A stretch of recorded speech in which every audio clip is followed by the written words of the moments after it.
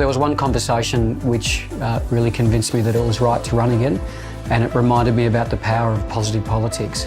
I parked the car in Hobart Street and I got out of the car, and this guy parked next to me. He came over to me and said, "David O'Byrne, you don't know me and we've never met." And so I was half expecting a spray.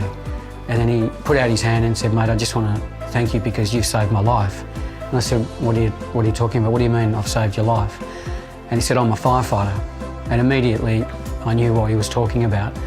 When we were in government, the workers' comp laws meant that any firefighter that got sick through cancer, because of the environments firefighters go into, they get sick more and they get cancer, a whole range of cancers.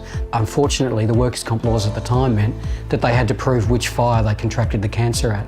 So effectively that meant they could never get workers' compensation, never get their medical bills covered, never get their wages. And if they couldn't win the fight against cancer, their families would be put in terrible circumstances financially. So they would rely on fundraisers. And I thought that was wrong. And we brought in a legislation that meant that there was a presumption that firefighters who work for a period of time, if they contracted any of those cancers, that we would cover them as a government.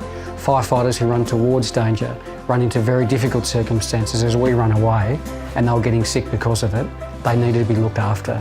So we were the first state in the country to bring in those laws so that those firefighters could be protected. And he said to me, 4 months after the legislation went through Parliament, he contracted cancer.